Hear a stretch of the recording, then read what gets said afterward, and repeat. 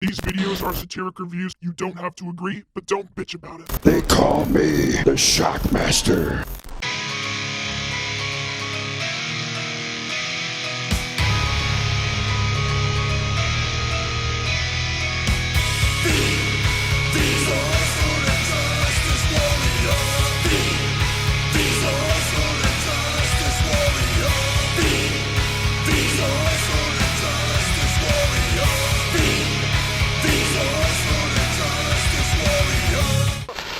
I hate this channel. Hey there, I'm Social Injustice Warrior V Infuso, and today's video is gonna shock the world because it's about the Shockmaster. I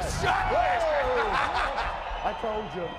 Fred Ottoman wasn't the world's most successful wrestler, but he was at least successful enough to be recognizable in his heyday.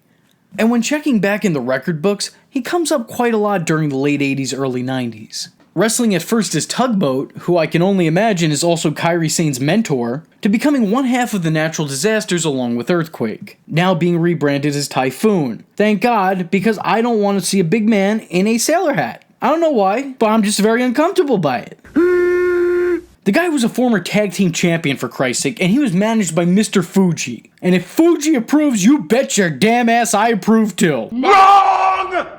In 1993, he was brought into the WCW, set to make a very big debut. And for once, that isn't a fat joke. But it's okay for me to make them because I'm fat too currently. That's how it works. It's our N-word. He was scheduled to be introduced in a huge main event in an 8-man War Games match. Or as you non-NXT fans might know it as, an Elimination Chamber.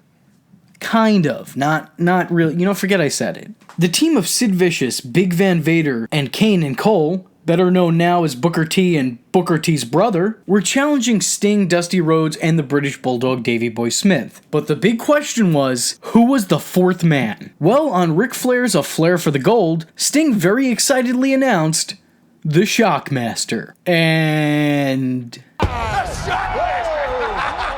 he is. I told you. Oh, God. Well, there you have it, people. Now, the first thing you might notice is this rather robust man doing his best Kool-Aid Man impression while seemingly breaking his fall with his own face. It's a good thing he wore a helmet. While trying to make a dramatic debut, Fred slammed a little too rough against the light sheetrock and tripped over a piece of the set's wood, landing face first and taking whatever mystery was being built up for his character along with him. Though I think the real mystery is what the hell were they smoking when they came up with this character, and where can I get some? I want to be that polluted to think that that's a good... I want to get there. His face was immediately exposed as he desperately fumbled for his mask. Davey Boy Smith began laughing and exclaiming, I told you. Go flatten his ass. Oh, man. Go flatten his ass.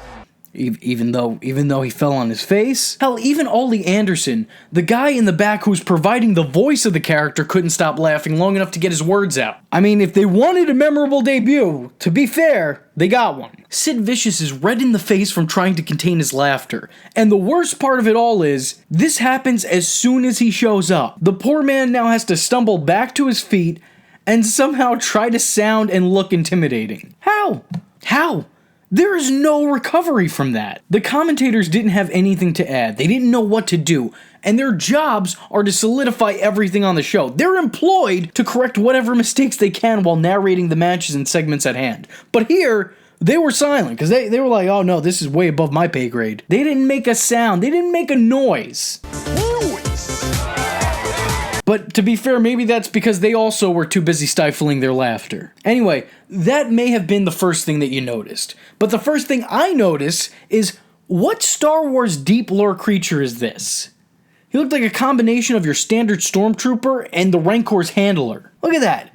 They're not even trying to hide this copyright infringement. I mean, come on, guys. George Lucas is sued for less. What are you doing? Did we not learn from Arachnaman? You can't just throw glitter sprinkles on a helmet and call it a new thing. That's not how it works. Sting was less obvious in what he was copying when he decided to basically become the Crow. Should I say Joker Sting? All right. I had a lot of fun doing Joker. Why stop there? You know, why not just go all the way?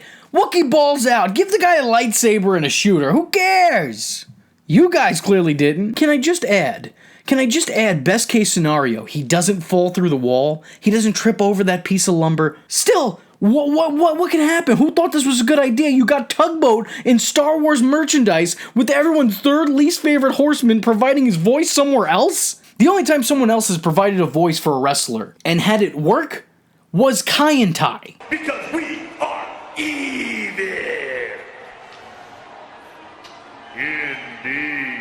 Were you really banking on Oli to cut all his promos for him? Did we learn nothing from the Black Scorpion? I'm just asking the questions here. I want you to be scared. I want you to wonder. I want you to look behind you. Check in the closet. Next time, Gadget. I promise I'll get you. Next time. When the actual War Games match took place, Shockmaster appeared again, though looking not as lawsuit-worthy as he once had during his first appearance. Here's our boy! There he is! That's him! No, go back.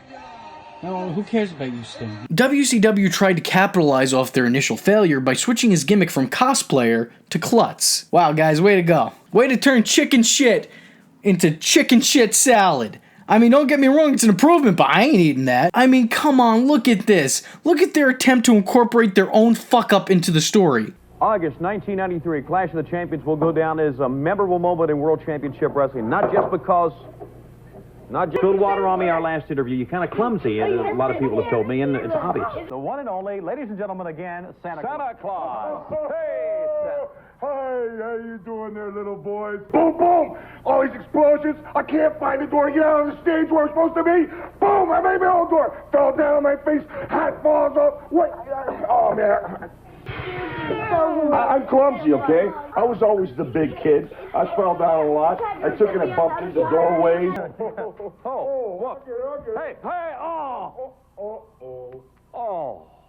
Let me tell you something. I may not be the most graceful person in the world, you know, but let me tell you something. When I get inside that ring, I mean business. You know, I stumbled, you know, hey, but when the bell rings, everybody's seen at War Games. When the bell rings, I'm in charge. Sure to come right off. The Shockmaster! Of course it was! Who else would step on a Christmas present? Thanks a lot. All right, the Shockmaster. Thanks, buddy. Did we get that on camera? We did? Will you please blow something like that? Right there. Oh, sure. You can really... No, really. I'm so It's commendable the effort they put into this, but let's just say it falls short of the mark. Puns intended. It upsets me that so many people seem to forget this run. Look at the guy. He traded one helmet for another, and this new one looks like it was $15 at Party City, while the other one looks like it probably would have cost the company a couple thou. You know, after Lucas Entertainment realizes you took a prop off their set and let your 8-year-old use it for an arts and crafts project. Although now that I'm looking at it all these years later, is that where Captain Phasma got her mask? Is that where this comes from? Is that where this comes from? Later. He would transition into the role of Super Shockmaster, the nephew of the original Shockmaster. Jesus, you made the guy become his own uncle? Well, to be fair, an early 90s Southern audience would probably be able to appreciate that. And Super Shockmaster, just no. Just no. The less said about that, the better. They somehow made him look dumber than his initial debut. They somehow made him look less credible than when it looked like he was getting ready to attend a Comic-Con. What have they done to you, Uncle Fred? What have they done to you? They turned you into one of the members of the Machines. A lot of people, myself included, feel that this could be the greatest debut in all of wrestling history. Though probably not for the reasons one would hope. The Shockmaster's debut was symbolic of his time with the company, because it fell flat on its face from the word go. Never forget. It should have worked! It should have worked! I know. I love the Shockmaster. Well, let me tell you something, brother. You're watching the Social Injustice Warrior V Infuso's channel, dude. So if you like the words that came out of his mouth hole, and you too want to become a V-tard, don't forget to like and subscribe, and click that little bell icon to get updates and notifications. Ooh, tell him what up, Mach. Ooh, yeah.